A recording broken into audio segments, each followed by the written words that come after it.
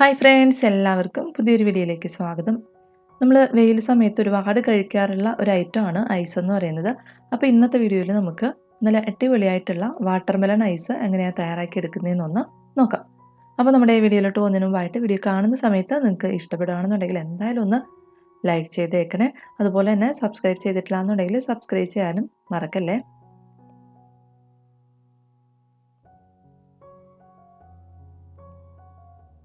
അപ്പോൾ നമ്മുടെ ഈ വാട്ടർമെലൺ ഐസ് തയ്യാറാക്കാൻ വേണ്ടിയിട്ട് നമുക്ക് ആദ്യം വാട്ടർമെലൺ ഒന്ന് ജ്യൂസാക്കി എടുക്കണം.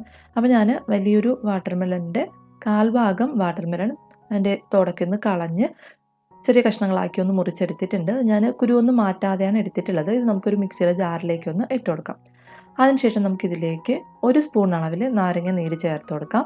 ഇനി ഇതിലേക്ക് ഒരു നുള്ള് ഉപ്പുകൂടെ ചേർത്തതിന് ശേഷം ആവശ്യത്തിനുള്ള പഞ്ചസാര കൂടെ ഒന്ന് ചേർത്ത് കൊടുക്കാം. ഞാൻ 3 സ്പൂൺ അളവിൽ പഞ്ചസാരയാണ് ഇതിലേക്ക് ചേർത്ത് കൊടുത്തിട്ടുള്ളത്. അതിനുശേഷം നമുക്കിത് നന്നായിട്ടൊന്ന് അരച്ചെടുക്കാം. ഇനി നമ്മൾ അരച്ചെടുത്തിട്ടുള്ള ഈ ജ്യൂസ് നമുക്ക് ഒരു അരിപ്പയിലൂടെ നല്ലതുപോലെ ഒന്ന് അരിച്ച് ഒരു ബൗളിലേക്കൊന്ന് ഒഴിച്ചു കൊടുക്കാം. ഇപ്പം ഞാൻ വാട്ടർമെലൺ ജ്യൂസ് നല്ലതുപോലെ ഒന്ന് അരിച്ച് എടുത്തിട്ടുണ്ട്. ഇതിന് നമുക്കൊന്ന് മോൾഡിലേക്കൊന്ന് ഒഴിച്ചു കൊടുക്കണം. ഒന്നുകിൽ നമുക്ക് ഐസ് മോൾഡിലേക്കൊന്ന് ഒഴിച്ചു കൊടുക്കാം. അതല്ലാന്നുണ്ടെങ്കിൽ ഐസ് മോൾഡ് ഇല്ലയെന്നുണ്ടെങ്കിൽ നമുക്ക് ഗ്ലാസ്സിൽ ഒഴിച്ച് ഇതൊന്ന് ഫ്രീസ് ചെയ്യാനായിട്ട് വെച്ചാലും മതിയാവും. ഇപ്പം ഞാൻ വാട്ടർമെലൺ ജ്യൂസ് എല്ലാം തന്നെ ഒന്ന് ഐസ് മോൾഡിലൊന്ന് ഒഴിച്ചു കൊടുത്തിട്ടുണ്ട്. ഇനി നമുക്ക് ഇതൊരു ഫോയിൽ പേപ്പർ വെച്ചൊന്ന് കവർ ചെയ്ത് എടുക്കാം. ഇനി നമ്മൾ ഈ കവർ ചെയ്തെടുത്തിട്ടുള്ള ഫോയിൽ പേപ്പറിൻ്റെ മുകളിൽ ചെറുതായിട്ടൊന്ന് കട്ട് ചെയ്ത് കൊടുക്കാം. ഓരോ മോൾഡിൻ്റെയും നടുവിലായിട്ട് ചെറുതായിട്ടൊന്ന് കട്ട് ചെയ്ത് കൊടുത്തു കഴിയുമ്പോഴത്തേക്കും നമുക്ക് ഈസി ആയിട്ട് തന്നെ സ്റ്റിക്ക് വെച്ച് കൊടുക്കാനായിട്ട് പറ്റും.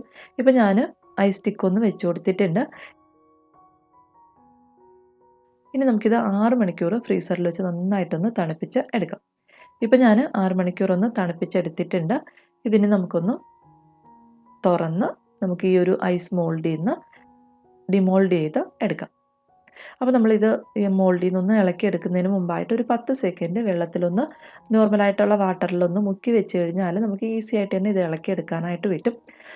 അപ്പോൾ നല്ല അടിപൊളിയായിട്ടുള്ള വാട്ടർമെലൺ ഐസ് റെഡി ആയിട്ടുണ്ട്. അപ്പോൾ എന്തായാലും ഇതുപോലെ തയ്യാറാക്കി നോക്കുക. നിങ്ങൾക്ക് ഈ വീഡിയോ ഇഷ്ടപ്പെടുകയാണെന്നുണ്ടെങ്കിൽ എന്തായാലും ഒന്ന് ലൈക്ക് ചെയ്തേക്കണേ. അപ്പോൾ പുതിയൊരു വീഡിയോയിലൂടെ നമുക്ക് വീണ്ടും കാണാം. അതുവരെ താങ്ക് യു, ബൈ.